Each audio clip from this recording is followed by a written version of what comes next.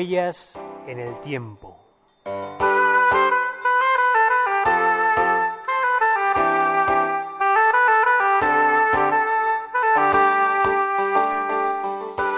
Muy buenas tardes, merindades, bienvenidos una semana más a vuestro programa Huellas en el Tiempo. Y bueno, ya sabéis que os acompañaremos durante hora y media en este programa en el que hoy vamos a tratar un tema de naturaleza, un tema que bueno, pues que de alguna forma nos ha visto implicadas. Conocemos todo el mundo porque bueno, pues desde pequeñitos hemos ido a veces al río a coger desde renacuajos hasta salamandras, las hemos visto. Entonces tenemos una cierta familiaridad con este tema que vamos a tratar hoy, y nos vamos a dedicar a los anfibios. Hay una ciencia que se llama la herpetología, que es la que trata a los anfibios. La herpetología es la ciencia que estudia los anfibios y los reptiles. Entonces, bueno, vamos a hablar con una persona que conoce muchísimo este tema, que no es biólogo exactamente, pero como si lo fuera. Tiene probablemente más conocimientos en este campo que algunos biólogos.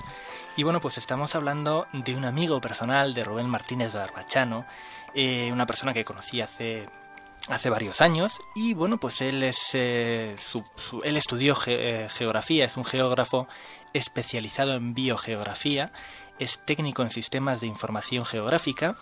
Y bueno, pues su afición, como ya he dicho, son los anfibios y los reptiles, aunque, bueno, pues le encanta el resto de la naturaleza, ¿no? Botánica, zoología, etcétera, etcétera, ¿no? Porque, bueno, de alguna forma todo está relacionado en la naturaleza.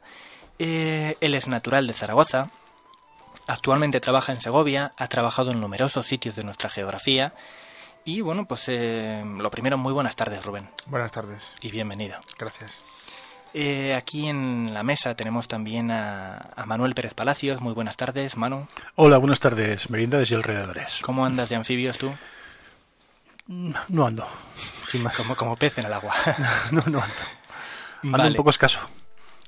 Hoy Marisa no ha podido estar con nosotros, bueno, pues debido a su agenda apretada. Ya sabéis que Marisa está metida siempre en mil sitios, pero bueno, desde aquí nos acordamos de ella y le mandamos un fortísimo saludo. Y bueno, pues la semana que viene estará con nosotros. También tenemos en el control de sonido a Juan Gutiérrez Solana. Muy buenas tardes, Juan. Hola, buenas tardes. Y bueno, pues un servidor, José Antonio Salmillán Cobo, haciendo las veces, como siempre, de introductor de un tema pues muy acuático hoy, muy, muy interesante, con branquias. Y bueno, pues lo primero que te quería preguntar, Rubén, es ¿qué haces aquí? Bueno, pues es simplemente una nueva cita, otro año más. Suelo venir a esta zona todas las primaveras y bueno, simplemente esta es una primavera más en la que vengo a hacer lo que suelo hacer todos los años, que es ver biotopos, ver paisajes, certificar la presencia de especies en determinados lugares, la extinción también, por desgracia, de esas mismas especies en otros. Bueno, pues un poco una labor de monitoreo de los animales en general. En concreto, por lo que a mí respecta, por mi interés, me interesan muchísimo los anfibios y reptiles no sé exactamente por qué, es algo subjetivo, es una fascinación que tengo desde niño y que bueno, he podido más o menos canalizar a través de mi trabajo y de mi ocio. Y esta es una zona a la que he venido frecuentemente. Hay otras zonas muy interesantes dentro de la península ibérica, pero desde luego esta es una, porque a nivel de biodiversidad toda la zona de las merindades son un lugar de obligado estudio para biólogos y para gente interesada. Por su propia naturaleza de transición geográfica y climática entre el mundo atlántico y el Mediterráneo, la cantidad de nichos ecológicos, microclimas, refugios. Todo eso hace que sea un área muy interesante para estudiarla y bueno, pues aquí estoy otro año más viendo un poco lo que hay y lo que ha dejado de haber, por desgracia, porque cada vez el mundo este de los anfibios y los reptiles es un mundo que lleva sorpresas y sorpresas agradables y decepciones también, extinciones, por desgracia. ¿Has podido documentar alguna de estas extinciones de las que nos hablas? Bueno, para poder certificar propiamente una extinción de una especie en una zona, realmente habría que hacer un seguimiento, un monitoreo, es decir, hay toda una serie de protocolos para certificar la desaparición de una especie en una zona. Hay que seguir unos transectos.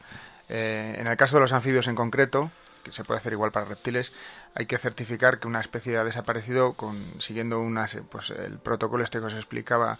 Es decir, si es una charca, pues seguir una ruta específica, un conteo de especies. En este caso, si no aparece y durante varios años sigue sin aparecer una especie, pues se puede dar por extinguida. Aquí en la zona de Merindades hay un biotopo muy especial, muy especial, y que creo que es un gran desconocido, que son los pilones y abrevaderos.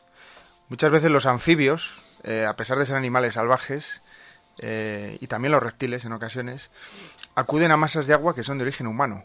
Es decir, es fácil y posible encontrar tritones, salamandras, sapos y ranas, es decir, anfibios, en biotopos naturales como charcas, lagunas, riberas, pero es también muy frecuente, y especialmente en esta zona del norte de Burgos, por razones históricas, la presencia de abrevaderos ligada al ganado ovino y al pastoreo.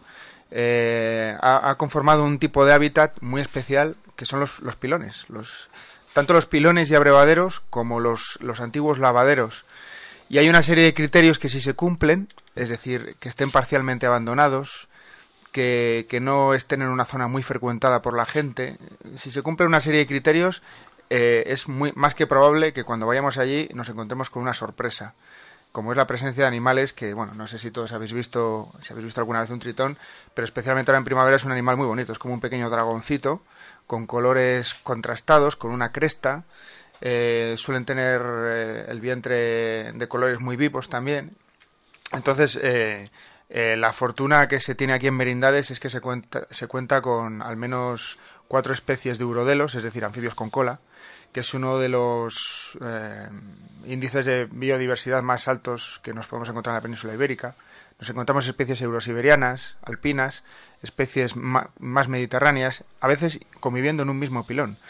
Los pilones son un microcosmos de fauna en el que podemos tranquilamente estar varios días estudiando un solo pilón. Entonces, Rubén, se me está ocurriendo ahora, ¿podríamos hacer una especie de turismo, vamos a inventarnos la palabra, turismo piloniano? Totalmente. Para poder ver esa serie de anfibios, esa serie de animales de charca, vamos a decir, porque claro, los anfibios siempre van acompañados de otra serie de fauna, yo que sé, algunos insectos que son de los que se alimentan, desde insectos acuáticos, animales acuáticos, hasta otros insectos que sobrevuelan los pilones y las charcas. Habría una especie de... Hay toda una cohorte de fauna asociada. En la jerga científica se llama también fauna auxiliar, no a esa fauna mayor, que es la típica, sino a los propios anfibios. Son nichos ecológicos, son ecosistemas, son biotopos, y como tales atraen a una serie de animales que a su vez atraen a otros. O sea, ahí los observa muy bien. Oye, una cosa, estás hablando de los pilones y de los bichitos que hay en los pilones, pero... ¿Qué bichitos encontramos en los pilones? No sé si de los bichitos no está muy bien explicado, pero bueno. Sí, está perfectamente. Yo, de hecho, cuando salgo a fotografiar especies y a ver biotopos, digo que me voy a bichear. ¿Qué es lo que solemos decir? Los profanos, los bichitos, está el pilón lleno de bichos. En este caso, bichitos. ¿Qué especies podemos encontrar en estos pilones o charcas alrededor de los pilones, abrevaderos y demás? Pues en los pilones, aquí en concreto, en la zona de Merindades, podemos encontrarnos... voy a proceder a daros una lista de lo que más frecuentemente se puede encontrar y que a veces lo podemos encontrar todo esto en un mismo pilón. Tritón palmeado, tritón jaspeado, tritón alpino, salamandras, sapos parteros, sapos comunes, sapos corredores, ranas de San Antonio, ranas comunes... Las ranas de San Antonio, pero esas no son de agua, ¿no? Bueno, sí, en el periodo reproductivo los anfibios se reproducen en primavera y primera mitad del verano o verano entero.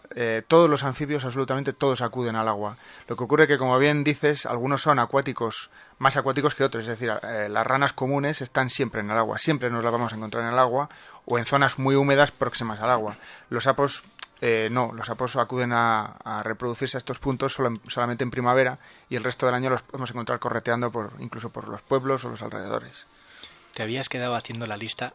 Sí, hasta que te he interrumpido. Sí, no, casi creo que la había terminado. En realidad se podría añadir más especies, pero bueno, es una muestra de lo que podemos llegar a encontrarnos en un pilón dentro del agua y en los alrededores del pilón. Pero esto es un pilón, el típico pilón, que tiene 2, 3, 4, 5 metros de largo por medio metro de ancho, Sí. 1 metro como mucho. Y lleno de berrañas. Eso es. ¿Hace Exacto. falta que tenga una vegetación especial? Hace falta, como comentaba antes, hay una serie de condiciones que favorecen o perjudican que tenga vida un pilón. Uh-huh. Que tenga vegetación acuática, lo que vulgarmente se dice como que esté lleno de mierda, es decir, que tenga lodo, que tenga algas, ovas, vegetación acuática incluso, eso desde luego favorece la vida, favorece que haya toda esta biodiversidad. Y en ese sentido yo quiero hacer un llamamiento aquí, porque muchas veces estos pilones, aunque están dentro de propiedades privadas o en propiedades comunales, pero que su gestión generalmente depende o de un ganadero o del propio ayuntamiento, todo eso depende mucho, se procede a la limpieza de los pilones. Quiero hacer una pequeña observación ahí. Cuando se hace esta limpieza en primavera, se comete, entre comillas, un pequeño genocidio, una auténtica escabechina, porque lo que estamos haciendo es eliminar todas las crías y los adultos, y si hacemos eso durante varios años seguidos, podemos llegar a eliminar localmente una pequeña población, porque hay que tener en cuenta que los tritones acuden al agua en primavera y en verano, pero el resto del año están dispersos por el monte, pero a lo mejor solamente tienen un punto de reproducción, y es ese pilón. Si nosotros dañamos ese pilón, lo modificamos simplemente se pierde por desuso, lo dejamos secar o hacemos cosas que no favorezcan, estamos perjudicando mucho a una serie de especies que quiero recordar que están protegidas y que están en peligro de extinción, muchas de ellas. ¿Qué misión cumplen los batracios en la naturaleza? Porque no son, en general no suelen ser bichos o animales. Vuelvo con lo de bichos. Suelen ser animales bichos, muy bien vistos porque, no sé, muchas veces dan repelús a determinadas personas. Sí. Es un tema con el que yo intento luchar a base de un poco de información y de divulgación. Hace poco hemos dado un curso de iniciación al conocimiento de los anfibios en Segovia, donde vivo y trabajo, en el pueblo de Espirdo. Y bueno, lo que intentamos es informar y dar un poco una idea de para qué sirven estos bichos. Estos bichos, para empezar, tienen un valor intrínseco, tienen un valor por sí mismos, porque los tenemos nosotros y no los hay en muchos otros lugares de Europa. Eso solamente por eso ya debería tener un valor a nivel de biodiversidad y de patrimonio. Y luego a un nivel más práctico, digamos, los anfibios están en la base de las cadenas tróficas de los humedales. Es decir, hace poco, recientemente, me han llegado noticias de que han estado en una zona de Segovia, se ha procedido a lo que era el tradicional desbroce de cunetas, en lugar de hacerlo con cizallas a motor, como se suele hacer, que respeta relativamente un poco la naturaleza, el medio ambiente, se está retomando los antiguos herbicidas, como el glifosato, que se ha demostrado que es perjudicial. Eso lo que ha conseguido es eliminar. Los anfibios mueren automáticamente y además mueren todos. ¿Qué ocurre con eso? Dice, bueno, ¿qué más da? Se mueren las ranas y los sapos, pero conservamos el águila imperial que tenemos en Segovia, o el buitre negro, o los milanos, o tal. No, eso no es así. Todos sabemos que las especies emblemáticas y de gran protección ocasionalmente se comportan como carroñeros, todo está relacionado, con lo cual las consecuencias de eliminar a pequeños animales tienen consecuencias sobre animales de tamaño intermedio que a su vez las tienen sobre grandes animales. Yo creo que eso lo puede entender todo el mundo. Sí, yo creo que lo has explicado antes muy bien cuando has dicho que son parte de la base de la cadena trófica, ¿no? Es decir, de estos animales, de estos anfibios se alimentan otros animales que a la vez están alimentando a esas águilas reales, a los buitres, etcétera, etcétera, ¿no? Entonces, si rompemos de alguna forma esa pirámide, pues puede que nos estemos cargando el ecosistema, ¿no? Las consecuencias son totalmente imprevisibles. Las consecuencias de una extinción local en masa de pequeños animales Son imprevisibles, bueno, digo imprevisibles no, sabemos que las consecuencias buenas no van a ser, y predecibles a nivel de saber qué consecuencias va a tener son muy difíciles de evaluar, pero podemos encontrarnos en las cunetas animales que no esperábamos a posteriori. ¿Cuál es la especie más extraña que has encontrado por aquí por las Merindades? La que menos abunda. ¿Alguna rana tropical? No, eso puede ser un problema, porque cada vez más se encuentran animales donde no deben encontrarse. Fuera de su zona de hábitat. Exactamente. Y eso es debido a lo que se llama a la translocación. Cada vez más hay gente que introduce a sabiendas animales en sitios donde no deberían de estar. Allí, particularmente donde vivo yo en Segovia, se han encontrado serpientes del género Lampropeltis, es decir, serpientes venenosas de manglar en Balsaín, en una zona de pino silvestre de montaña. Creo que no hace falta ser biólogo para saber que ese bicho no debe estar ahí. ¿Y se adaptan? No, evidentemente no. Pueden ocurrir dos cosas, que no se adapten y mueran, lo cual es malo, pero en este caso es bueno, es deseable, porque de lo contrario, si se aclimatan, lo que podemos tener es una especie alóctona, foránea. Un problema gordo. Un problema muy gordo. Casi siempre suele ser un problema muy gordo. Y creo que ya todos conocemos las consecuencias del cangrejo rojo americano en los ríos españoles. El mejillón cebra. El mejillón cebra, exactamente. Hay toda una serie... Los bisontes. Los bisontes. Los bisones, perdón, los bisones. Ojalá fuesen naturalizar los bisontes. Sí, es que si seguimos así, en Palencia han implantado bisontes. Sí, los han traído desde Polonia, ¿eh? Que coste. Sí. O sea, me refiero a los bisones, que se me ha escapado. Los bisones también, sí. Allí en problemas, en Segovia son un problema, el bisón americano es un problema. Porque donde no había bisones no son un problema, pero es que en Segovia había bisón autóctono. Entonces el problema viene de ahí. No, el bisón americano no ha ocupado un nicho vacío, está sustituyendo a otro. Sí que es un problema y de los gordos. Una pregunta, Rubén. Los anfibios de alguna forma son bioindicadores. Sí, a nivel mundial, bueno, pues se oye en las revistas especializadas, se lee en las revistas especializadas que, bueno, pues los anfibios de todo el mundo están sufriendo lo que podríamos llamar un retroceso, ¿no? Aquí en nuestra comarca también se nota ese retroceso. ¿O a qué crees que se puede deber ese retroceso mundial? Bueno, las razones por las que hay un declive generalizado, no solo declive generalizado, sino extinciones masivas de especies.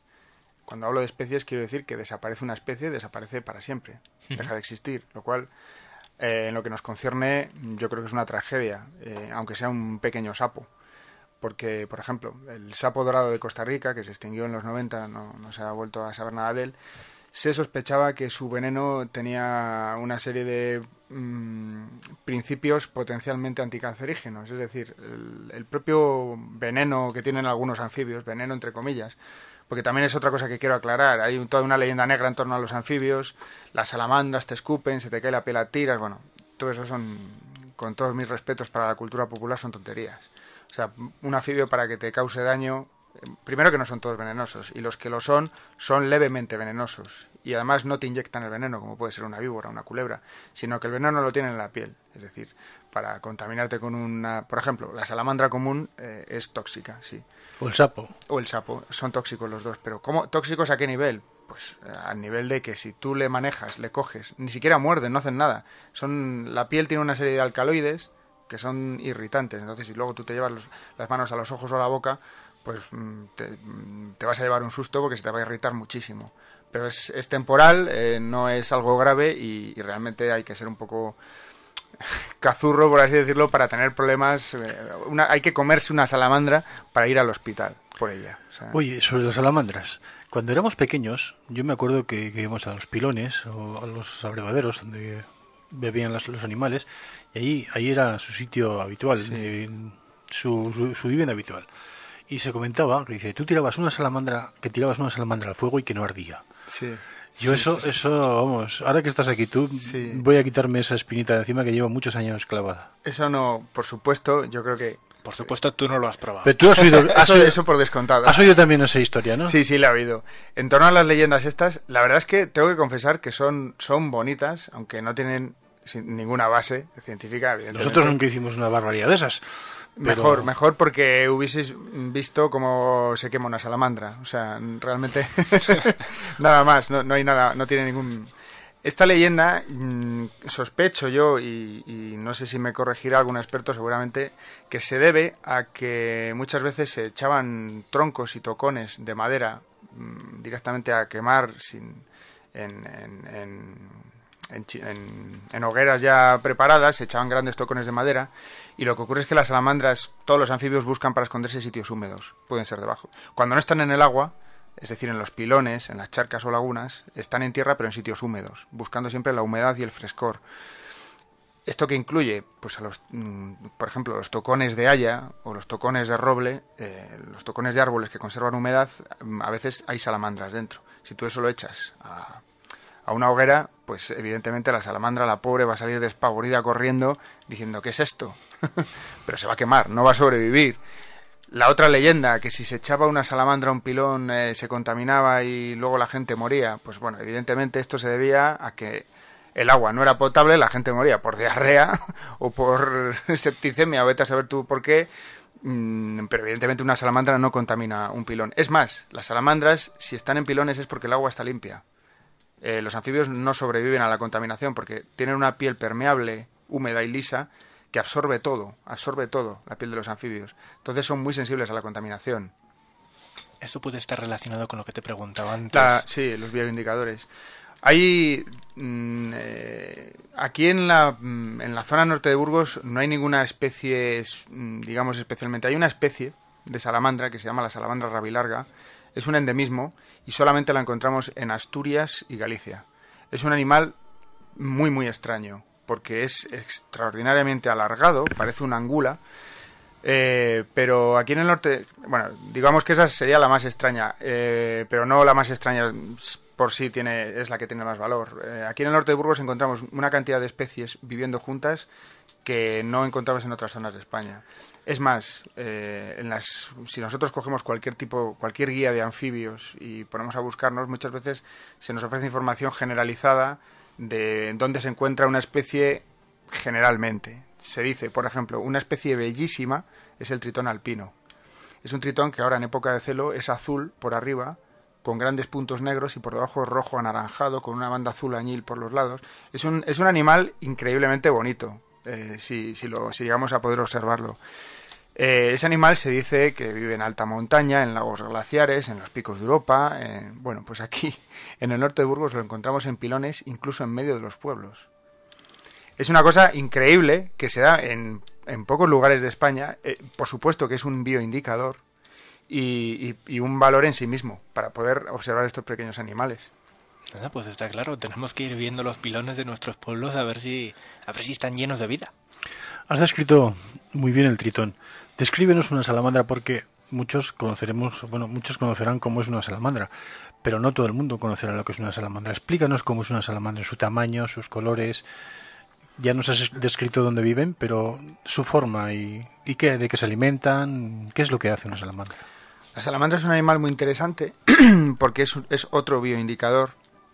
No soporta la contaminación, no soporta presión humana excesiva, está ligada a usos tradicionales del paisaje, a los bebederos, a los prados, a los pastizales, a los hayedos y bosques caducifolios, aunque en el sur de España también está presente y ocupa zonas de alta y de media montaña. Aquí en el norte lo podemos encontrar en una gran variedad de hábitats, siempre bien conservados. La salamandra es bastante parecida a un lagarto, es como un lagarto rechoncho. Los colores son... Es un poco más pequeño, ¿no? Sí, es ligeramente más pequeña que un lagarto y más rechoncha y con la cabezota redonda. Tiene una serie de bultos en la cabeza a los lados que son las glándulas parótidas, que son como dos orejeras que conservas ya a los lados, que es donde guarda una de las zonas donde guarda el veneno, la salamandra. Es decir, pero vamos, sin mayor peligro, es decir, para que eso nos afecte tendríamos que pagarla un bocado. Y sí, es como un lagarto, más rechoncho, son negras con moteado amarillo, con grandes manchas amarillas. A veces tienen pequeñas manchas rojas cerca de la cabeza, pero generalmente es un patrón de color de fondo negro con pequeñas motas amarillas dispersas, Es preciosa, un bichito redondeadas precioso. o aquí en el norte de Burgos formando pequeñas líneas como estrías amarillas. Es un animal de un color espectacular, muy bonito. Y además, una cosa que a mí me interesa mucho y por lo que vengo mucho a esta zona, es que te reproduce muy bien en cada tipo de ambiente y de hábitat. Las salamandras tienen unos colores. En España tenemos la mayor diversidad de subespecies. La salamandra común, salamandra salamandra, es el nombre en latín, es una especie, pero luego a nivel de subespecies tenemos una cantidad enorme de subespecies en España. Y aquí en el norte de Burgos podemos ver una transición clarísima. Las zonas más húmedas y atlánticas, como el Valle de Mena, las salamandras son pequeñitas y son negras con líneas amarillas. A medida que nos adentramos a zonas con más influencia mediterránea, como los cañones del Ebro o los alrededores del embalse del Ebro, las salamandras comienzan a ser más grandes, progresivamente más rechonchas, y en lugar de líneas tienen manchas, y no solo amarillas, sino rojas. Y digamos que en cada zona tienen un patrón, parece que las han pintado, parece que las han cogido y se han dedicado a pintarlas. Y eso refleja el ambiente y el tipo de hábitat. En cada zona son de una manera distinta. Los deditos de la salamandra no son alargados. Bueno, son alargados sí, pero son rechonchitos. Sí, sí. Es que es un Parece como un bebé. Sí. Parece un bebé, tienen forma de... Sí, te llama la atención y es que cuando las cogíamos nosotros decían, pues si es que son venenosas y nosotros pues nosotros somos inmunes al veneno porque a nosotros no nos hacen nada. ¿Sabes? Y la verdad es que disfrutábamos mucho con ellas. Nunca hicimos nada malo a las salamandras, pero nos gustaba verlas en su sitio. Lo que no sé es lo que comen. Se alimentan de insectos, lombrices, babosas, o sea, moluscos, oligoquetos, caracoles. ¿Oligoquetos? ¿Qué es eso? ¿Qué es eso? Pues lombrices, básicamente la base serían babosas y lombrices. Y a partir de ahí amplían un poco el espectro, también un poco en función de lo que tengan en la zona. Hay zonas donde no abundan tanto las lombrices, los oligoquetos, los crustáceos, caracoles y tal, y hay más insectos. A veces capturan insectos. Pero lo que más les gusta, lo que les priva a las salamandras, son sobre todo las babosas y las lombrices. Tienen un efecto extraordinariamente beneficioso para la agricultura, y yo creo que eso ya se sabía, o si no se sabe, os lo digo desde aquí, que cada vez que eliminamos una población de anfibios, podemos tener asegurado que vamos a tener más molestias por insectos en los siguientes años. O sea, moraleja, cada vez que limpiamos un pilón, estamos eliminando los anfibios y por lo tanto vamos a tener más insectos, más problemas pues en la agricultura, en las casas. Los tritones, las salamandras y los sapos no se comen a los... si pueden, sí lo hacen, se comen a los mosquitos también. Pero el problema es, por ejemplo, las larvas de mosquito. Es decir, la base que hace que haya mosquitos en una zona. Las larvas de mosquitos son la base de la alimentación de los tritones y los sapos. Si nosotros eliminamos una población de sapos y tritones, limpiando un pilón cuando no debemos, o contaminando una charca cuando no debemos, tenemos prácticamente asegurado un aumento de la presencia de insectos en los siguientes años. Rubén, ¿y a ellos quién se los come? A los anfibios. A los anfibios, de todo. Pues, por ejemplo, ahora es muy frecuente en primavera ver cigüeñas en prados encharcados, incluso de donde yo soy, que es Valladolid, en zonas de secano, que ahora están muy verdes y muy húmedas porque están laboreadas, han removido la tierra con tractores y tal, y salen a la luz pues animales. Se ven a las cigüeñas, que a veces se acercan también a zonas acuáticas. Las cigüeñas es un gran depredador de anfibios. El otro día, sin ir más lejos, vi como una cigüeña tenía en la boca un gallipato de casi 30 centímetros, que es una especie de dragón, es un animal casi prehistórico. Es muy escaso, además. No es que sea especialmente escaso, es que se da en zonas con clima mediterráneo. Es un anfibio que necesita masas de agua grandes en zonas de clima mediterráneo. Lo encontramos desde Valladolid para abajo. Sí, porque por aquí, por esta zona no se encuentra. Es el único anfibio que no se da por aquí, por el norte de Burgos. Aunque por el sur de Burgos sí que es posible encontrarlo. A partir de Roa, creo que Roa es una de las localizaciones más norteñas en España del gallipato. Es un animal increíble. Realmente lo ves y parece Godzilla en miniatura. Las cigüeñas, por ejemplo, son un gran consumidor de gallipatos, los mustélidos, los tejones, los erizos, los gatos salvajes o domésticos, los zorros, todos los animales acuden a las charcas a alimentarse de anfibios. Y cuando estos anfibios están en el periodo en el que son larvas, ¿no? Hay algunos escarabajos acuáticos que también se alimentan de ellas, o algunos otros animales del propio pilón, de la propia charca, se alimentan de... El pilón es un campo de batalla en miniatura. Realmente es un laboratorio, son acuarios en la naturaleza y que además permiten una observación privilegiada, porque en una charca a veces es complicado entrar, complicado observar. Removemos el agua, resulta complicado, pero un pilón es perfecto para observar este tipo de cosas y analizarlas. Podemos ver desde los propios tritones cortejándose. El cortejo del tritón es una cosa que todo el mundo debería de ver. El macho desarrolla unas crestas increíbles, unos colores que rozan lo fluorescente, colores metalizados azulados, hace un cortejo con la cola hacia la hembra que resulta realmente llamativo verlo en la naturaleza, pero al mismo tiempo que vemos eso, vemos lo que tú dices, auténticos monstruos, máquinas de matar. Por ejemplo, la película de Alien, el Alien propiamente, está inspirado en un animal que es la larva de libélula. Las larvas de libélula son monstruos, son auténticos monstruos en miniatura. No superan los 5 centímetros, son poco más grandes que la punta de un dedo, pero son auténticas máquinas de matar. Tienen una boca proyectable con sustancias paralizantes y bueno, realmente es alta tecnología aplicada al asesinato, a la caza de animales. Y los pobres anfibios sufren incluso a los propios insectos que les capturan, les matan, y todo eso lo podemos contemplar tranquilamente en un pilón. Los propios tritones se alimentan de renacuajos de rana, de sapo. Las larvas de insectos cazan renacuajos, los tritones se cortejan. Es un pequeño microcosmos que tenemos el privilegio de poder observar. En vivo y en directo. En vivo y en directo, sí. Vamos a recordar a todos nuestros oyentes, que están escuchando Huellas en el Tiempo de Radio Espinosa Merindades, y que hoy estamos hablando con Rubén Martínez Barbacha, ¿no? Sobre anfibios, sobre esa fauna acuática de nuestros pilones, de esos pilones con los que hemos vivido durante años, durante toda la vida, durante nuestra infancia, y que estamos descubriendo que en esos pilones, además de servir como base fundamental, ¿no? Para que viva el ganado, a veces también para la propia subsistencia de un pueblo, ¿no? Porque se ha recogido agua de las fuentes de los pilones. Además de todo eso, tenemos también un componente biológico muy importante, que es la vida acuática que tiene el propio pilón, y que estamos descubriendo hoy, que Rubén nos está acercando hasta los micrófonos de la radio, y es algo realmente increíble.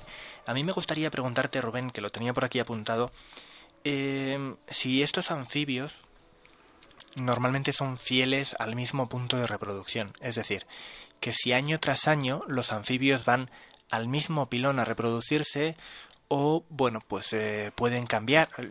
Te hablo de pilón o una charca o lo que sea, ¿no? Sí. ¿Son fieles al mismo sitio o es donde cuadre? Son extraordinariamente fieles, aunque son, dependiendo un poco de la especie y de la zona, son relativamente adaptables, pero son extraordinariamente fieles a sus sitios de reproducción y al lugar donde nacieron. Hasta tal punto que muchas veces, si eliminamos ese punto de reproducción, lo contaminamos, lo destruimos, realmente los tritones acuden a ese mismo sitio, y muchas veces, hace poco, destruyeron un pilón en Segovia, yo acudí a verlo, estaba roto, desbordado y realmente no sé si se rompió, lo rompieron o por el uso pues acabó en ese estado. Los tritones estaban alrededor no voy a decir cara porque no tienen cara, son anfibios, no son mamíferos ni primates, pero estaban visiblemente desconcertados porque no sabían qué había pasado con el pilón. Había un dedo de agua en vez de los 4 palmos que solía haber, y realmente si eso no se arregla los tritones seguirán acudiendo ahí y costará, puede que años, que intenten dispersarse y buscar una charca cercana o algo parecido. Yo aquí en Burgos, por ejemplo, en un pueblo cercano que se llama... No me gusta dar localizaciones exactas, porque hay gente que, aunque no lo creáis... Pues no lo hagas. Bueno, digamos que en un pilón que conozco, que está por cerca del embalse del Ebro, veo siempre al mismo macho de tritón alpino todos los años, o bueno, todos los años, no todos los años le he visto, pero le tengo identificado porque tiene un patrón de color muy característico y una pequeña muesca en la cola, y sé que es ese macho, y está todos los años en el mismo pilón y le tengo más o menos identificado, y convive con tritones jaspeados que son verdes muchísimo más grandes, que también tengo una hembra, digamos, fichada, que va todos los años a ese mismo pilón. ¿De dónde vienen esos bichitos? Porque... es que son pequeños para las distancias en las que se aposentan, porque fíjate, imagínate que hoy haces un pilón en el monte con tu hormigón, un lugar rectangular, le llenas de agua con su fuente y ahí no hay nada. De repente pasan 5 años y encuentras renacuajos, tritones, salamandras, sapos, ranas, pero ¿de dónde? Los sapos y las ranas vale, pero bueno, los sapos vale, pero las ranas y eso ¿de dónde vienen? Pues ¿por qué vienen? ¿Vienen andando por el monte? ¿Vuelan en el... Sí, se produce por dispersión. No sé exactamente, hay científicos que lo están estudiando como bueno...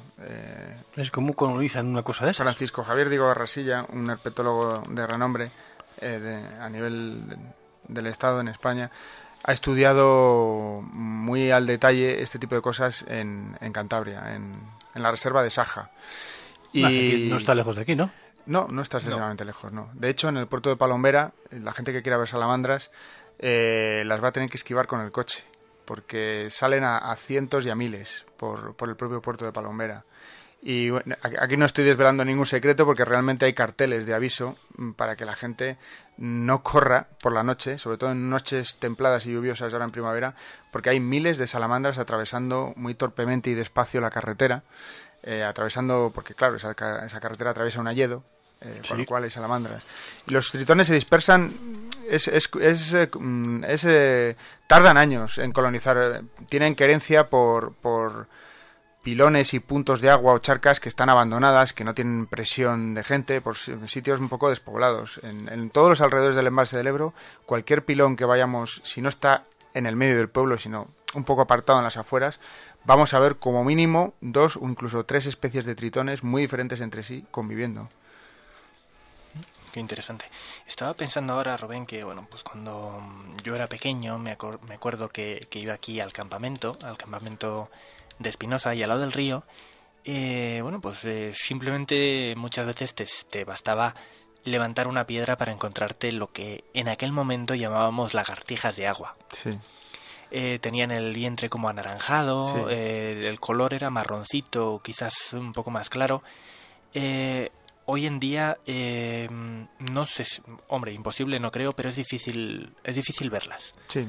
Es por este problema de despoblación, quizás de contaminación incluso de los ríos. Perdón un segundo, sí. Rubén, ¿qué bichito era aquel? Pues no lo sé, Rubén nos lo... Por la descripción que me das y por la zona y tal, seguramente sea un tritón palmeado, que por aquí, por la zona norte de España, es el más abundante de todos los tritones. Pero era en pleno río, ¿eh? O sea, tenía... Sí, y de hecho por eso mismo también, porque es un tritón relativamente abundante, aunque también él ha sufrido un declive general en sus poblaciones, pero al ser el más adaptable, a veces se le encuentra incluso en remasos de ríos. Seguramente sea un tritón palmeado. Otros tritones son más exigentes en cuanto al sitio en el que habitar. Los tritones alpinos es muy difícil encontrarlos en un río. Es un sitio donde podemos verles con bastante frecuencia es el Portillo de Sia, en las charcas de las zonas higroturbosas que hay en la parte alta del puerto. Allí se ven los tritones alpinos con bastante facilidad. Pero ya digo que incluso en los propios pilones conviene que la gente de los pueblos sepa lo que tiene. Es un valor intrínseco, es patrimonio y conviene no eliminarlo. La limpieza de los pilones es conveniente hacerla, por ejemplo, en agosto o septiembre, cuando ya las larvas de tritón han hecho la metamorfosis, han abandonado el pilón, se dispersan por los brezales y las zonas húmedas y hasta la siguiente primavera no acuden para reproducirse, salen todos los animales. La fecha ideal para hacer limpieza de pilones es agosto y septiembre. De todas formas, si eliminas toda la vegetación, eso también puede ser un problema, ¿no? Sí, al eliminar la vegetación estamos haciendo dos cosas. Los tritones, que son animales que no tienen ningún tipo de defensa y son por naturaleza tímidos y de costumbres ocultas, se van a ver bastante afectados porque no tienen dónde esconderse. A veces con el propio arrastre de algas y plantas estamos sacando ya los tritones que suelen estar en las zonas de vegetación, a veces a media agua, sujetados de los tallos de la vegetación. Simplemente retirando la vegetación estamos retirando los tritones. Pero lo más grave es que estamos eliminando las puestas. Los huevos y las larvas las estamos eliminando. Y si se hace eso repetidas veces, tiene unas consecuencias graves sobre ese... De las costumbres extrañas de los anfibios hay mucho escrito, pero a mí lo que más me sorprende son las costumbres de las ranas, que se esconden. Hay una charca que igual hace que no ha salido esa charca igual 5 años. En 5 años ha estado seca. De repente vuelve otra vez a llover en condiciones suficientes para que esa charca vuelva a llenarse, se llena y automáticamente se llena de ranas. Resulta que, según tengo entendido, tú me corregirás si me equivoco, resulta que dice que las ranas estas han estado escondidas debajo tierra esperando a que el clima sea propicio para ellas para salir otra vez a su charca. ¿Eso es cierto o es también leyenda urbana? Es parcialmente cierto o falso, según se mire. Es decir, los anfibios pueden permanecer, son animales de sangre fría, tienen un metabolismo muy lento y pueden permanecer en condiciones de letargo casi indefinido durante periodos prolongados de tiempo. Todos conocemos el concepto de hibernación, es decir, cuando hay heladas y hay mucho frío, los anfibios suelen hibernar y depende, hay veces que hibernan en el propio lodo del fondo de la charca, incluso aunque la charca esté congelada, al estar en letargo pueden sobrevivir, o más frecuentemente en los brezales, bajo grandes piedras, en cavidades de mamíferos incluso, casi siempre exactamente enterrados en distintos tipos de hábitat. Es como sobreviven a condiciones desfavorables, esto es, al invierno con temperaturas bajo cero, o en la zona donde yo vivo, tanto al invierno como al verano. El verano se llama estivación. Cuando se secan las charcas, se secan los pilones, bueno, es más difícil y más trágico que se seque un pilón, porque son medios de agua permanentes, pero los anfibios son animales fundamentalmente de medios de agua temporales. Es más, nosotros en el curso que hemos estado dando de anfibios, el 14 de abril en Segovia, hemos explicado cómo es preferible preservar y tiene más valor los medios de agua temporales que los permanentes. Tienen más biodiversidad. Y esto es por una razón. Casi siempre es por intervención humana. En una gran charca de grandes dimensiones que nunca se seque, es fácil que haya peces. Los peces son los grandes enemigos de los anfibios. Donde haya peces puede haber ranas, pero poco más. Entonces, los medios permanentes, como lagunas o grandes charcas con agua durante todo el año, suelen contener peces, de manera natural, pero sobre todo más frecuentemente porque el hombre ha soltado carpas, ha soltado black bass, no digamos ya si suelta lucios o cangrejo rojo americano, ahí ya no sobrevive nada. O siluros. O siluros, ya, bueno, eso ya directamente se come comen las aves. O siluros. Siluros. Siluros. Eso directamente ataca a la avifauna, o sea, se comen las fochas y todo, o sea, eso ya es una máquina de destrucción masiva, un arma de destrucción masiva ya, los siluros. Entonces, las pequeñas charcas llenas de ranúnculo que en verano se secan, esas charcas son las que más biodiversidad tienen. Podemos encontrarnos desde anostráceos, es decir, crustáceos prehistóricos, larvas de muchas especies de anfibios y de insectos. Es decir, esos medios temporales los aprovechan los anfibios porque los tienen para ellos solos. Están adaptados a esa vida mixta, agua-tierra, y los explotan. Y esos son los puntos con más valor, las pequeñas charcas temporales. Qué interesante. Una pregunta, Rubén. ¿Cómo andamos por esta tierra de la famosa ranita de San Antonio, esa ranita de un verde intenso, de un verde precioso, que llama mucho la atención? ¿Es un anfibio habitual? ¿Es un anfibio raro? Es el gran embajador de los anfibios, porque no hay nadie a quien no le despierte cierta simpatía una ranita de San Antonio. Eso es. Sí. San Antonio o San Antón. Yo creo que es lo mismo. Y creo que es indiferente. En las guías oficiales y tal aparece como ranita de San Antonio, pero bueno, yo creo que es también se oye San Antón. No Siempre sé. lo había oído así, San Antón, pero bueno, es igual. Sí, es igual. Pues, ¿qué tal andamos aquí en la zona norte de Burgos? Pues muy bien, andamos muy bien. Lo que ocurre es que en zonas húmedas la ranita de San Antonio dice que, bueno, hace de su capa un sayo y realmente se dispersa. Dice, bueno, la expresión todo el monte es orégano se la aplica, es decir, es difícil verla porque no está concentrada. En la zona centro, por ejemplo, donde vivo yo en Segovia, las charcas en los prados verdes ahora en primavera, al pie de la sierra, que están llenas de ranúnculo blanco y de verde, se las ve muy bien, porque tienen un verde en el blanco de las flores del ranúnculo, destaca mucho el verde de la ranita de San Antonio. Por las verde noches, fosforito, además. Sí, es un verde encendido, sí.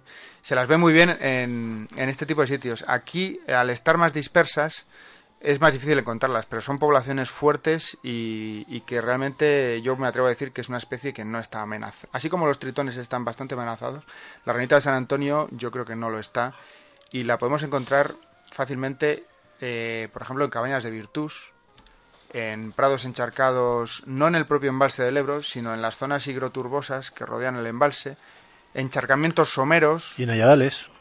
Sí, bueno, hay hayas. multitud de sitios que yo desconozco donde seguramente es muy abundante la ranita de San Antonio. Yo la he visto en un robledal cerca de un río.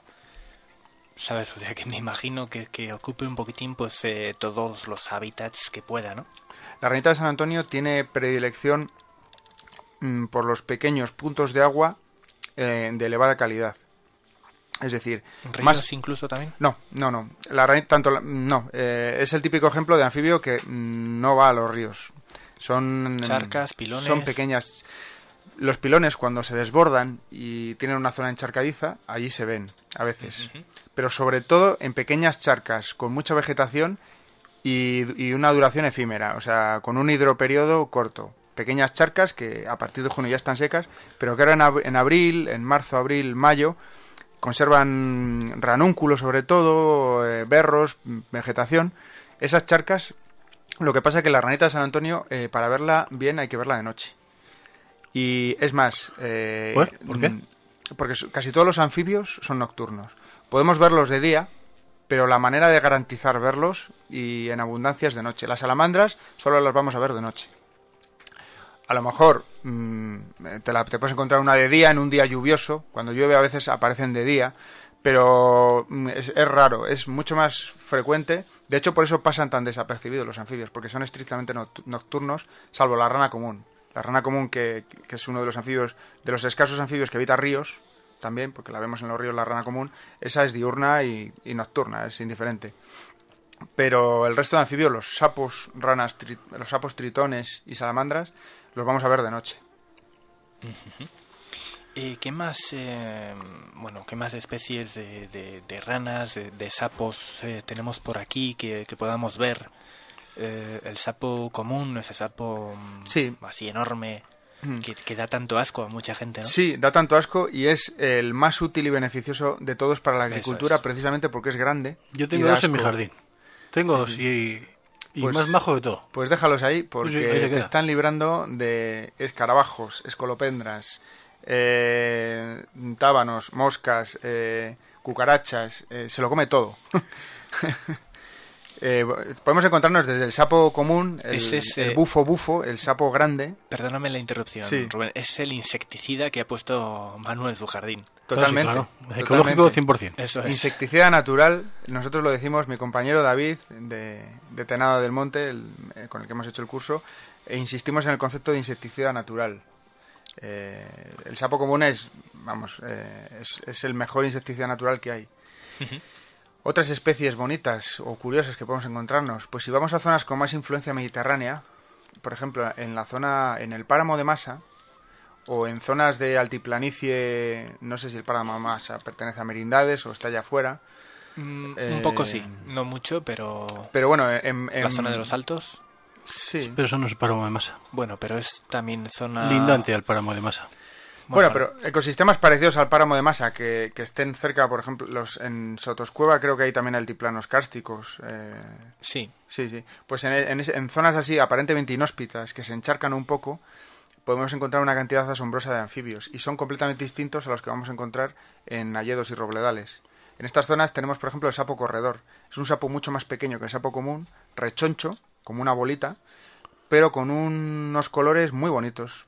Parece diseñado parece un tatuaje, tiene una especie de diseño a base de pequeñas manchas rojas, verdes, grises y blancas, y no tiene el color más homogéneo y más apagado del sapo común. Este lo encontramos en zonas altas, inhóspitas, con encharcamientos temporales, zonas con influencia mediterránea en las que hace calor en verano. Ese es el tipo. Cada anfibio utiliza una estrategia, coloniza un tipo de biotopo para evitarse competencia. Entonces, por ejemplo, en ese tipo de charcas, digo porque son las que conozco, las que hay en el propio páramo de Masa, ahí encontramos varias especies: sapillo moteado, sapo corredor. Encontramos al tritón jaspeado en ese mismo tipo de charcas, los tres conviviendo tranquilamente. Y en los alrededores incluso acuden para alimentarse de anfibios. Encontramos otra curiosidad, aunque no es relacionada con los anfibios. La zona de Merindades es la única zona de Europa en la que conviven las 3 especies europeas de víbora. Podemos encontrarnos a la víbora hocicuda, a la víbora áspiz y a la víbora de Seoane o víbora cantábrica, y es la única zona de toda España donde podemos encontrarnos. Y cada una tiende a ocupar una zona. La áspiz, zonas más pedregosas cuando convive con la de Seoane, zonas más húmedas, la hocicuda, zonas más mediterráneas. Es decir, tienden para no hacerse competencia, ocupan un tipo de biotopo distinto cada una de ellas.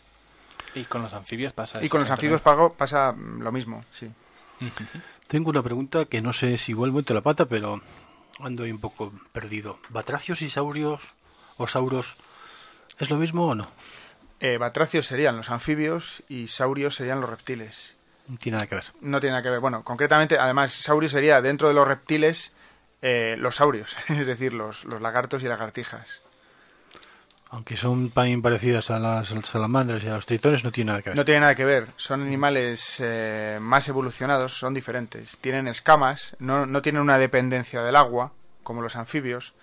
Es más, tienen querencia por el calor, por el sol, los reptiles. Los reptiles, como no tienen una piel permeable como los anfibios, no dependen para nada ya del agua, buscan todo lo contrario, buscan el sol. Cuando nosotros vamos a buscar reptiles, sean víboras, culebras, o lagartijas o lagartos, o salamanquesas, que también son reptiles, hay que buscarlas al sol, buscan el sol, buscan termorregularse mediante el sol. Es exactamente lo contrario que los anfibios. Para buscar anfibios hay que ir con tiempo nublado, lluvioso y preferiblemente de noche. Bueno, vamos a volver a recordar a todos nuestros amigos y oyentes que están escuchando Huellas en el Tiempo de Radio Espinosa Merindades, y que bueno, pues hoy estamos hablando con Rubén Martínez Barbacha, ¿no? Él es un gran conocedor, ya lo estáis viendo, del mundo de los anfibios, de un mundo, bueno, pues nuevo para muchos, estoy seguro, pero que también debemos de conocer y respetar, porque bueno, nuevo no, sorprendente para muchos, porque nuevo no será es que lo que estamos escuchando ahora sí que es sorprendente. Nuevo por desconocido, quizás. Sí, es una realidad que siempre ha estado ahí y que quizás hemos vivido a espaldas de ella, pero siempre ha estado ahí. Los tritones han estado aquí antes que nosotros. Fíjate, yo creo que en algún capitel románico de aquí de la comarca aparece alguna rana, algún anfibio. Quiero decirte que dentro de vamos a llamarlo, dentro de la mitología popular, dentro de ese ideario popular, el mundo de los anfibios también ha estado presente, ¿no? Porque siempre ha convivido de alguna forma a través de los pilones o a través de las charcas, ha convivido con el ser humano, ¿no? Quizás también por eso esa leyenda negativa, esa leyenda peyorativa de ciertos anfibios, como sapos, salamandras, etcétera, lo que nos has comentado antes, Manu, de que las salamandras no ardían si las echabas al fuego, de que te escupen, bueno, pues esas cosas a lo largo de los años quizás se hayan ido formando, pues bueno, pues por mitos, ¿no? Porque a lo mejor negra. Eso es una leyenda negra de los anfibios, sí. Hay una curiosidad, en el pueblo de Alfó de Santa Gadea hay una charca, bueno, no es ningún secreto porque es una charca que está prácticamente en el medio del pueblo. Es un sitio verdaderamente curiosísimo, porque la gente muchas veces... Yo he guiado entre comillas, porque no soy guía turístico ni nada por el estilo, pero muchos herpetólogos y aficionados europeos han contactado conmigo a través de emails alemanes, ingleses. Me entendía con ellos en inglés y organizamos pequeñas excursiones. Han venido aquí porque muchas veces incluso los anfibios pueden llegar a ser un recurso económico para según qué zonas, porque yo les llevo a zonas muy concretas para observar. Esta gente viene con un listado de especies y vienen en plan safari, un safari un poco sui generis, pero un safari al fin y al cabo. ¿Y siempre de noche? Sí, siempre de noche. Un herpetólogo italiano hace años vino a España, contactó conmigo y le llevé precisamente a esta zona del norte de Burgos y le llamó la atención el propio pueblo de Alfó de Santa Gadea, la charca que hay en medio del pueblo, porque es una charca que tiene una biodiversidad absolutamente asombrosa. Voy a intentar recordar todas las especies que en su momento encontré ahí, en esa misma charca. Había tritón alpino, tritón jaspeado, tritón palmeado, rana bermeja, es decir, la rana del norte de Europa, rana roja, rana común, rana de San Antonio, sapo partero, sapo común, sapo corredor. Esa cantidad increíble de especies es muy difícil encontrarla en otras latitudes. ¿Salamandras? Salamandras también, alrededor de la charca. Y lo que iba a comentar, a modo de curiosidad, es que creo que es un monasterio o un edificio, no sé si es civil o religioso, que hay pegado al lado de esa charca. No recuerdo bien. Bueno, es un edificio, es patrimonio arquitectónico, no recuerdo si es una iglesia o algo así. Alguien me comentó, y no he podido comprobarlo, que hay escritos no sé si del siglo XVI o XVII, que hablan precisamente de las extrañas bestias que habitaban esa charca y que evidentemente se desconocían, pero que se asociaban a toda esta leyenda negra, a conjuros de brujería o a no se sabe qué. Y que estaban, es decir, esos bichos estaban en el medievo habitando esa misma charca que estaba ahí, que se forma simplemente porque es una zona impermeable con una pequeña represa natural de 3 o 4 rocas y que no he tenido oportunidad de ver este año, pero espero que siga estando ahí. ¿Y esa charca es una charca de la que bebe el ganado? O sea, porque sí. está en el pueblo porque tiene una utilidad para el ganado, ¿no? Sí, seguramente. Eso lo sabrá mejor la propia gente del pueblo. Yo he visto, sí, evidentemente he visto caballos y vacas abrevando en esa charca. No sé si no hay gansos y todo ahí dentro. Me pareció, hace poco tiempo estuvimos por allí nosotros. Yo creo que vi gansos por allí. Puede ser. Pues estos, los tritones y tal, bueno, todos los anfibios, yo en esa charca los he visto de noche. De día casi no ves nada, salvo ranas. Pero si te asomas con una linterna y unas botas de agua a esa charca por la noche, empezarás a ver un montón de tritones acercándose a la orilla, cortejándose, algunos incluso salen del agua. Las salamandras no son acuáticas, pero requieren humedad, están circulando, siempre andando alrededor de la propia charca, sin llegar a meterse. Todo eso se ve muy bien de noche. ¿Has estudiado la charca de Cernébula? No. Ahí no tiene que haber mucho, ¿verdad? Hay brujas igual. No, por eso... ¿Cernébula dónde está? Por la carretera que va desde aquí hasta Burgos, por la Mazorra, según pasas donde justamente acaba el páramo y empieza la meseta. Ah, sí. Bueno, ahí... ¿Has pasado por ahí? Sí, por sí, hoy. Conozco el páramo, sí, conozco el puerto de la Machorra, me has dicho. De la Mazorra. De la Mazorra, eso. Sí, hace bastantes años que no voy por allí, pero sí conozco ese puerto y en principio en esa charca, en una zona ya bastante más continentalizada, de influencia más mediterránea, seguramente haya sapillo moteado, tritón jaspeado, sapo común, probablemente, o más bien sapo corredor,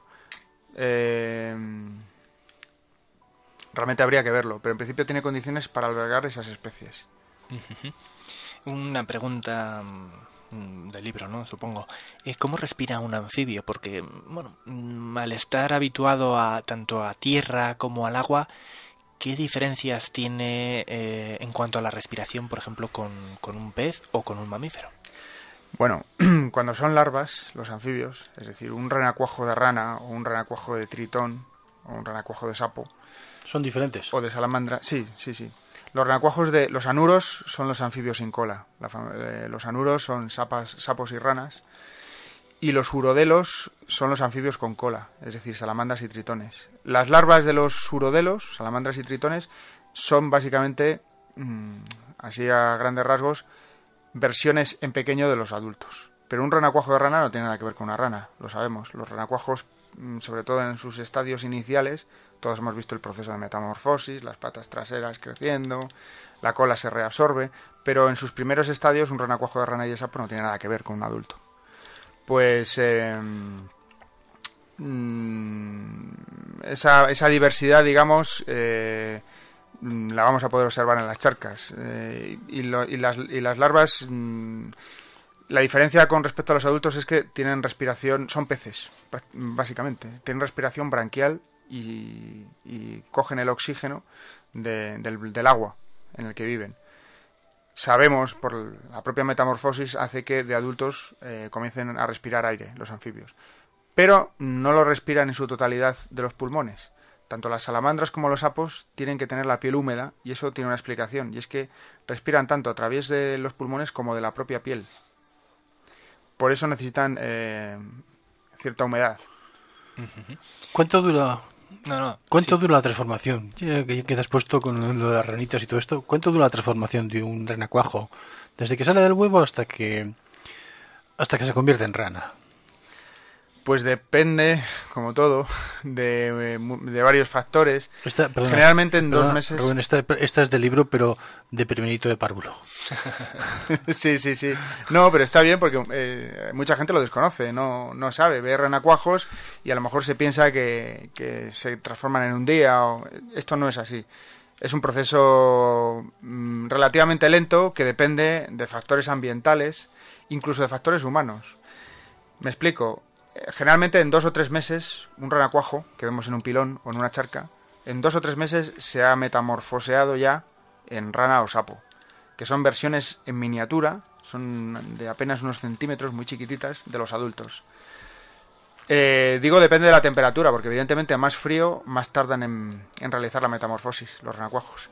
Y luego también depende de otro tipo de condicionantes. En charcas temporales, cuando se acorta el hidroperiodo, es decir, cuando se secan más rápidamente las charcas, los renacuajos tienen la capacidad de acelerar su propia metamorfosis. Cuando un renacuajo ve que tiene 5 palmos de agua y al día siguiente tiene 3 y la temperatura se va a 25 grados e intuye que estamos en junio, estamos en julio y que eso se va a secar, el propio sapo, por ejemplo, en los sapos de espuelas, que es una especie mediterránea que encontramos en el centro y sur, el sapo de espuelas tiene esa capacidad. Cuando nota que aquello se va a secar, acelera el propio renacuajo su propia metamorfosis y bueno, escapa como puede de aquella charca que se está a punto de secar, porque de lo contrario, que a veces ocurre, la propia charca se seca y encontramos fosilizados unos pequeños renacuajos ahí en el centro secos, que a veces ocurre. Pero los anfibios desarrollan estrategias para todo. Incluso tienen capacidad para controlar su propio ciclo y su propia morfología. Se ha descubierto hace pocos años que tienen capacidad autorregenerativa. Y eso se está buscando para aplicaciones médicas de un calado increíble. Quemaduras, cicatrices y demás. Todo. Es decir, se ha descubierto hace poco a un tritón alpino, se hizo un experimento en Alemania.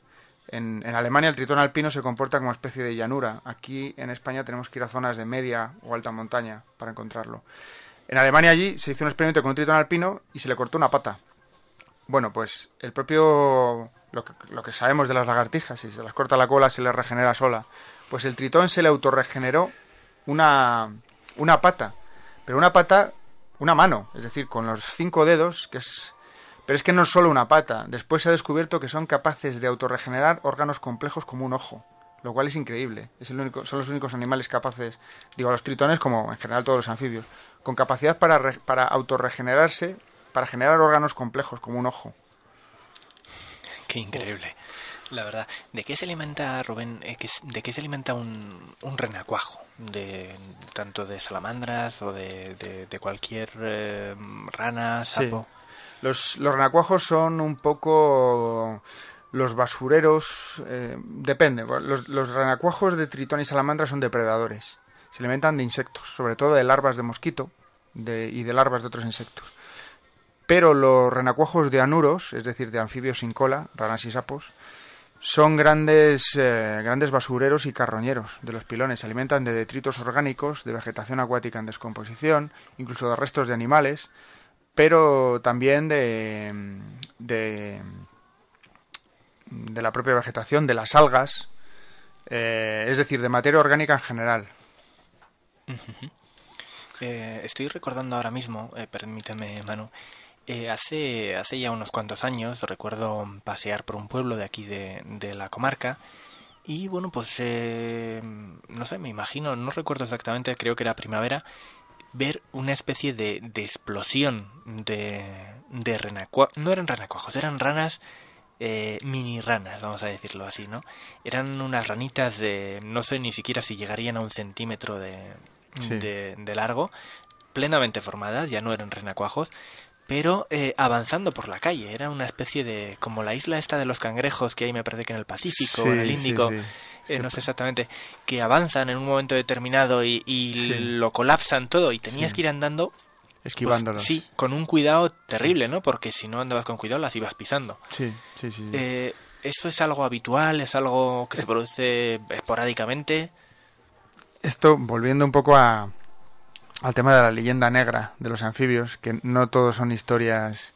Estos en los pueblos, tradicionalmente en los pueblos, yo lo he oído llamar la lluvia de ranas. Y cuando preguntabas para que te diesen una explicación de ya que se puede deber esto, la gente que no encontraba otra explicación decía que era eso, una lluvia de ranas. Esto evidentemente no es cierto. No, las nubes no descargan ranas, condensan humedad, no renacuajos. Las ranas no caen del cielo. Esto es lo que explicaba antes de las propias estrategias reproductivas de los anfibios. Cuando una charca está a punto de secarse o cuando hay una cierta sincronización entre muchos sapos que se reproducen a la vez, o puede ocurrir que todos los renacuajos completen la metamorfosis a la vez y veamos todos las pequeñas ranas a la vez metamorfoseadas. De esa lluvia de ranas podemos despreocuparnos que no va a haber plaga. Van a llegar adultas 2 o 3 de 1000, porque van a ser consumidas por una infinidad de animales. Puede ocurrir eso, o puede ocurrir que durante periodos lluviosos alternados con secos, cuando retorna la lluvia, esos mismos miles de pequeños sapillos están escondidos y salen todos a la vez. Esto tiene una ventaja evolutiva, ¿no? Una ventaja biológica. Es que, claro, si salen todos a la vez, el depredador que vaya a comérselos, bueno, sí que se va a pegar un gran banquete, obviamente, pero no va a poder comérselos todos. Entonces muchos van a llegar al río, a un refugio, a un sitio donde se puedan proteger, y el depredador ha comido unos cuantos, se han sacrificado unos cuantos de... Sí, son estrategias masivas de reproducción. Como son estrategias primitivas de reproducción que son opuestas a las de nosotros los mamíferos, que basamos el éxito generacional de reemplazo en cuidar mucho un número bajo de crías. Uh-huh. Los anfibios es opuesto, es un sistema opuesto. Creo que pasa también con las tortugas en algunas sí. playas. Bastante filántropo, bastante desinteresado, entre comillas. Eso es. Porque por el camino van a caer el 95% de ellos. Uh-huh. Sobre eso que estabais hablando antes, sobre el tema de que vistes un montón de ranitas todas juntas, seguidas en hilera. Bueno, no en hilera, sino todas juntas en manifestación. Hay otra, no sé si es leyenda urbana o qué, pero a ver tú, Rubén, ¿qué me cuentas de esto? Dicen que si los sapos tienen un día concreto los sapos o las ranas tienen un día concreto para emparejarse, para aparearse. que ese día se ven miles y miles de sapos y de ranas, todos juntos en determinados lugares, y que al día siguiente han desaparecido, nadie sabe cómo, y no se han vuelto a saber nada más de Puede eso. tener que ver algo con la temperatura, la luna... Sí, generalmente detrás de todas estas observaciones o que a veces dan lugar a teorías o historias, siempre suele haber factores ambientales, siempre, en el caso de los anfibios. Yo esta historia, por ejemplo, no la había oído. Esta es nueva, me la apunto y no la había oído, pero ocurre una cosa, cada especie tiene unas preferencias. Con lo cual sí que es cierto que vamos a observar a unas especies o a otras con más frecuencia o más abundantes dependiendo de la época del año, de la temperatura y de qué requerimientos tenga esa especie en concreto. Hemos tenido un año realmente extrañísimo. Ha sido, por lo menos en la zona centro, y creo que ha sido en toda España, a juzgar por los incendios que ha habido en Galicia y en Cantabria. Bueno, en todo el Cantábrico ha habido incendios. Ha sido un año extrañísimo. Marzo ha sido increíblemente seco y cálido, cuando generalmente es un mes frío y húmedo. Y abril, gracias a Dios, se está resolviendo, se está recuperando como un año húmedo. Y bueno, eso podemos observarlo en la naturaleza de una manera. Y es, yo recientemente he visto sapos en una charca. Y, por ejemplo, los primeros en acudir, que resisten mucho el frío, son los sapos corredores. Los sapos corredores además se les oye a kilómetros. Pues en una charca en la que aparentemente solo había sapos corredores, he vuelto a verla hace poco, y además de sapos corredores he comenzado a ver otras especies. ¿Qué ocurre? Que el sapo corredor está activo entre 1 y 6 grados. Le basta eso. Con eso están, vamos, aquello es una orgía de sapos. Se les oye a kilómetros. ¿A más temperatura no? Sí, a más temperatura mejor, pero como ya resisten bajas temperaturas, como ya les es suficiente con que haya 5 o 6 grados, se les puede ver. Pero la ranita de San Antonio no. La ranita de San Antonio, para verla se requieren a partir de 8 o 9 grados. ¿Qué ocurre? Que con menos se la puede ver también, incluso se la puede oír, pero a veces croa desde el refugio y no la ves, que es una cosa misteriosa y curiosa. Que yo digo, ¿dónde están las ranas? Estoy aquí en la charca y no las veo. Y estaban croando, están escondidas en sus refugios croando. A partir de 12 grados salen y comienzan a croar, pero además las ves fuera. Los tritones resisten muchísimo el frío. Yo en Pancorbo, en charcas, he llegado a ver hace años, en un mes de febrero, tritones congelados en febrero, debajo de una charca, muertos.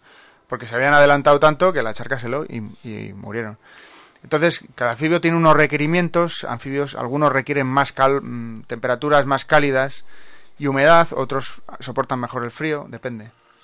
En cuanto a esto que nos estabas comentando del canto, de los anfibios, de las ranas, del croar de esas ranas, supongo y entiendo que cada especie tenga su tono, su forma de croar, su forma de cantar. Un experto como tú sí que consigue diferenciar por el sonido muchas veces, decir, bueno, pues está cantando una ranita de San Antonio, o esto es un sapo partero, sí. O es un... Sí. De hecho, en el curso que hemos estado dando de anfibios en Segovia el 14 de abril, hicimos una salida nocturna y hicimos un pequeño taller de identificación de cantos de especies. Solo cantan los anuros. El reclamo sonoro en los anfibios solo se da en los anuros, en los anfibios sin cola. Los tritones lo más que hacen es cuando les capturas un pequeño chasquido, como una queja, pero no emiten sonidos. Los tritones ni salamandras no cantan, digamos. Pero los sapos sí, y además cada uno tiene un canto muy diferenciado unos de otros. Esto tiene un sentido, y es que generalmente en una charca conviven varias especies. Si el canto fuese similar, aquello sería un caos. Nosotros repartimos unos CDs para que la gente supiese diferenciar distintas especies que a veces conviven, y es relativamente fácil. A veces la dificultad no viene tanto por identificar una especie como por confundirla con otros animales. Por ejemplo, el sapo partero, nosotros... La mayor parte de la gente a lo mejor piensa que el croar de una rana o de un sapo consiste en el clásico croar que se suele oír. Bueno, ese es el croar de la rana común. Pero hay especies como el sapo partero que se llama así porque el macho lleva los huevos consigo durante bastante tiempo cuidándolos hasta que nacen los renacuajos. Es un bicho muy, muy particular. Como decía, el canto del sapo partero es un pitido. Cuando estamos a veces en una charca o en un pilón, de repente oímos pip, pip. Sí, exactamente. Exactamente, ese es el canto del sapo partero. Ese es Manu. Exactamente, sí, lo ha reproducido muchísimo mejor que yo. ¿Qué ocurre? Que ese canto es muy parecido al del autillo, el ave. Sí. ¿Cómo diferenciarlo? Pues nosotros hemos dado una serie de pequeños patrones de diferenciación para no confundir. El canto del autillo es muy regular y el del sapo partero es irregular. Y además, como suele haber varios, hacen, digamos, concursos, se compiten, se contestan unos a otros. Entonces esa es la manera de diferenciarlo del autillo, que es casi mecánico, es mucho más regular. ¿Y cantan los machos, las hembras, ambos? Pues esto, como en todo, depende de la especie. Generalmente, en casi todas las especies, solo canta el macho, en la época de reproducción. Además, los anuros tienen unos sacos bucales muy característicos que básicamente sirven para amplificar el croar. Que son esas bolsas que en el cuello se les ensanchan. Sí, exactamente. Bolsas... Son esa especie de bolsas que parece que si les pinchas van a reventar como un globo. Ajá. Esos básicamente son altavoces que hacen que un pequeño animal de 4 o 5 centímetros se le oiga en varios kilómetros a la redonda. También es una técnica para saber dónde están los animales. Muchas veces de día ves una charca y no sabes si va a haber animales o no. Por la noche vas y nosotros nos guiamos por los sonidos también para descubrir nuevos biotopos. Simplemente vamos por la noche y nos dejamos guiar por el oído. A veces con cierto riesgo, pues saltando vallas, en las que a veces hay ganadería brava, y con lo cual te llevas sorpresas. Sí. Pero hay que tener cuidado. Hay que tener cuidado, sí. ¿Cuánto vive una rana, un tritón o una salamandra? Pues son animales que viven bastante, teniendo en cuenta que son pequeños. ¿O un sapo? O un sapo. Pueden llegar a vivir mucho, porque... ¿Mucho cuánto? Como son, pues mucho, se ha llegado a datar tritones en cautividad que han llegado a vivir casi 20 años, o incluso 20 años. Esto es mucho y tiene una explicación por el metabolismo lento de los anfibios. Al ser de sangre fría y tener un metabolismo lento, si se dan buenas condiciones pueden vivir muchos años.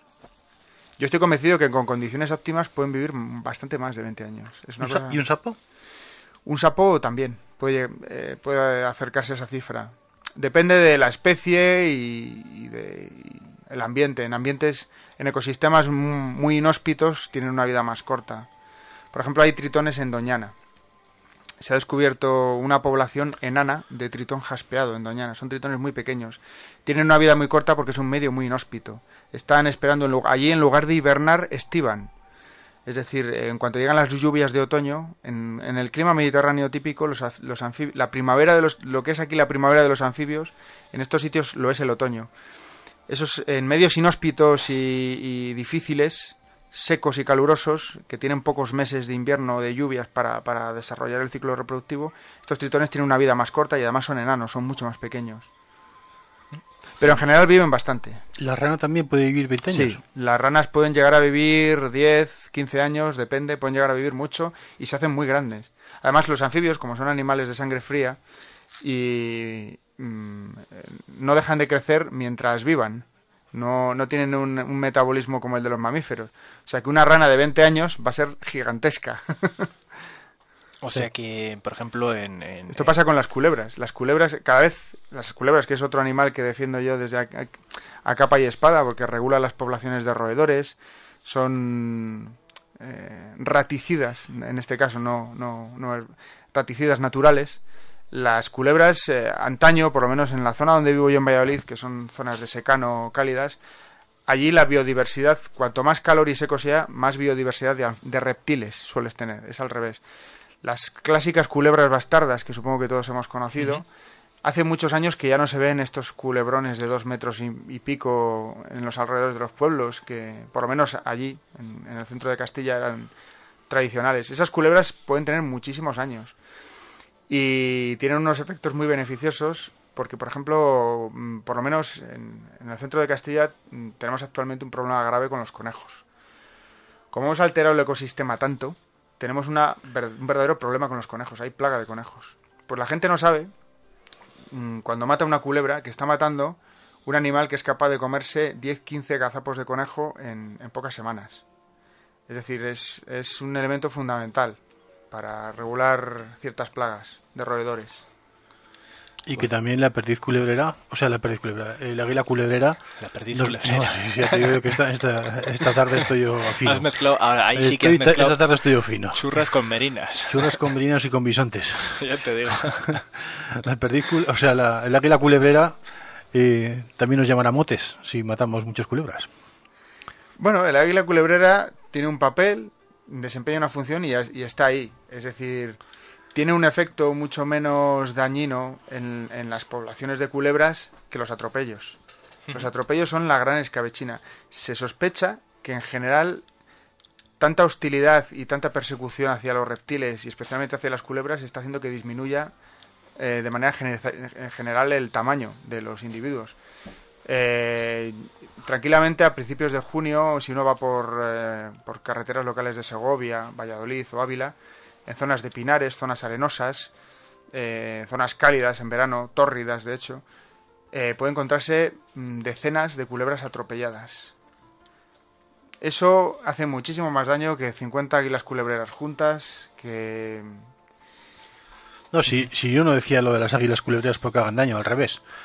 Yo decía porque está descendiendo también el número de águila culebrera. Y es debido a eso. También hay poca culebra, entonces... Exactamente, eso es. Oye, ¿qué hace un geógrafo como tú hablando de batracios, de anfibios?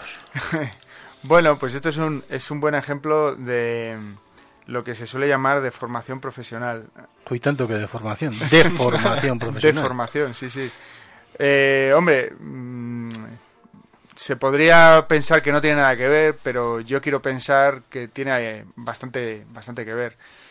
A mí lo que más me interesa, más que la biología, a lo mejor, de los individuos, la taxonomía, o lo que está tan en boga ahora, que son los análisis genéticos de las especies que nos ocupa, me interesa mucho la biogeografía, la relación del medio con las especies.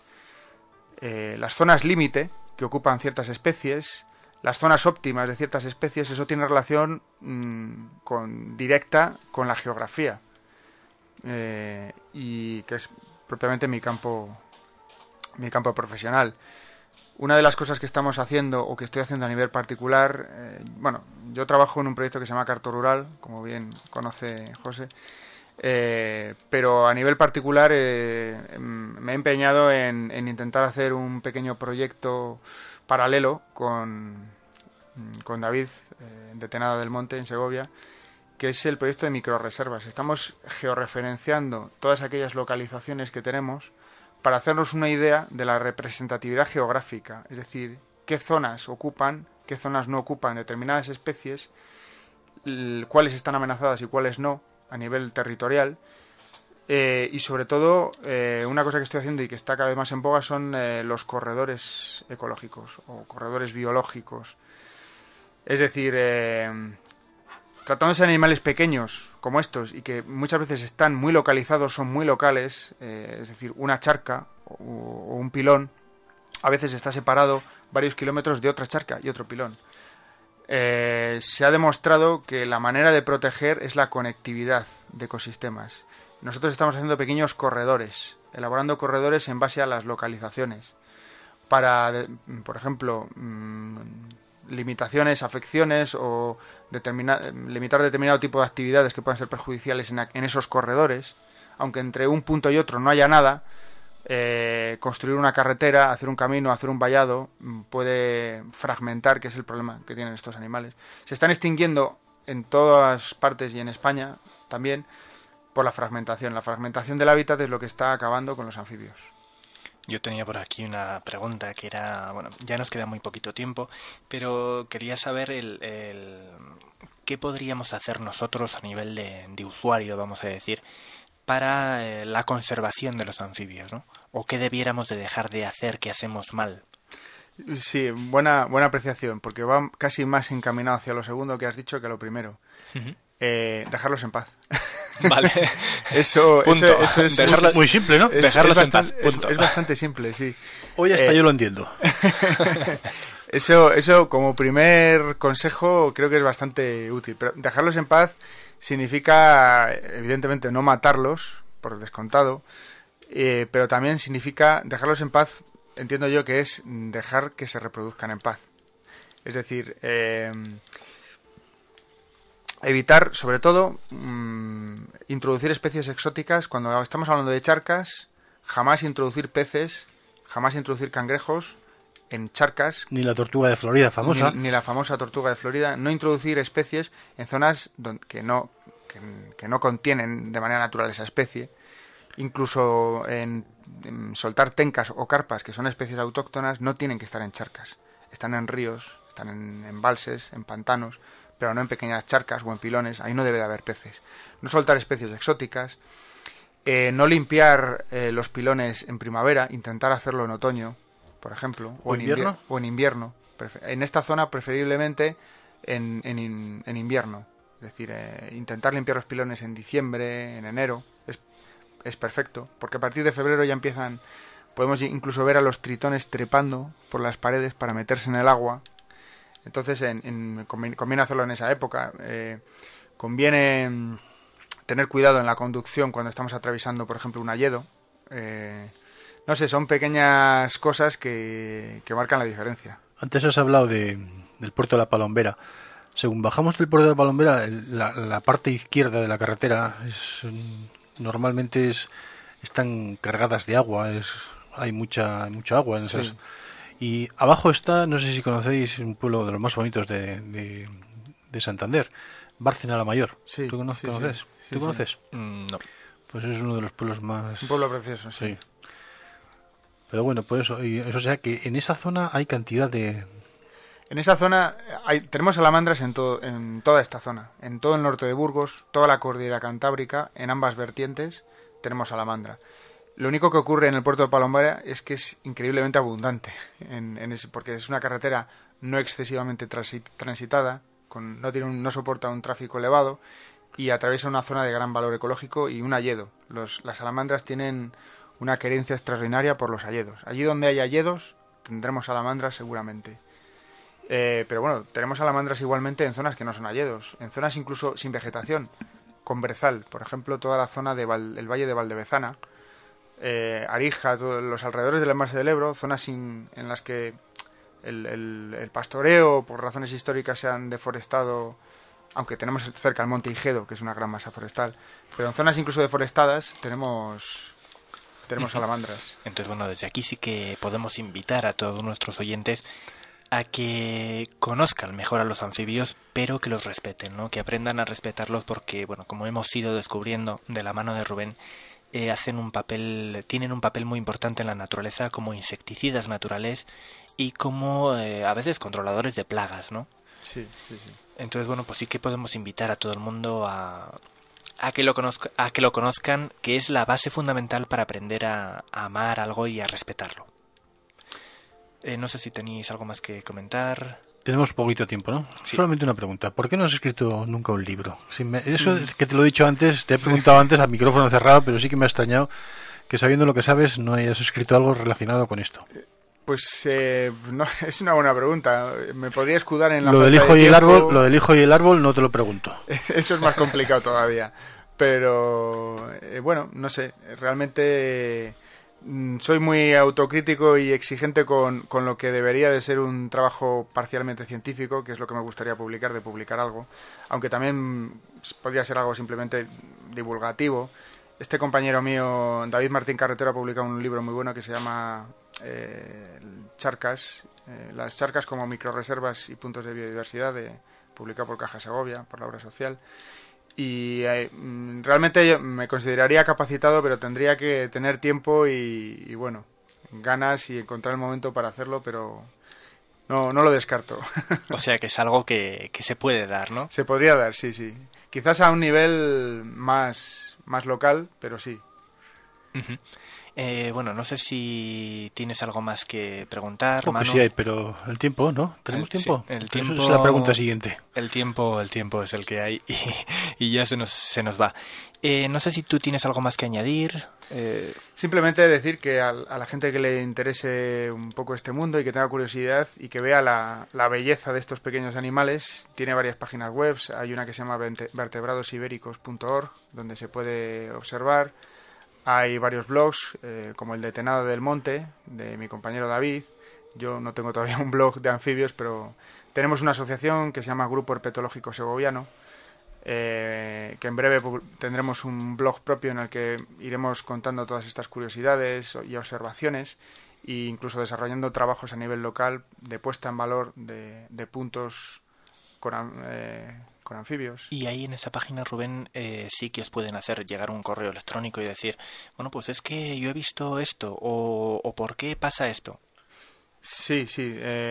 Ahora mismo no recuerdo exactamente la dirección email que tenemos del Grupo Herpetológico Segoviano, pero bueno, tendremos un blog en breve y poniendo Grupo Herpetológico Segoviano en Google aparecerá el blog nuestro. Bueno, pues ahora sí que se nos acaba el tiempo. Muchísimas gracias, Rubén, por haber estado aquí contándonos tantas cosas sobre fauna anfibia. Manu, muchas gracias a ti también. Un placer escurridizo. Juan, escurridizo, eso es. Juan en el control del sonido, muchas gracias. Y bueno, pues un saludo también de José Antonio, que se despide hasta la semana que viene, esperando que hayan aprendido mucho sobre anfibios y que bueno, pues que los conozcan y que los respeten, como vamos a hacer todos a partir de ahora. Un saludo.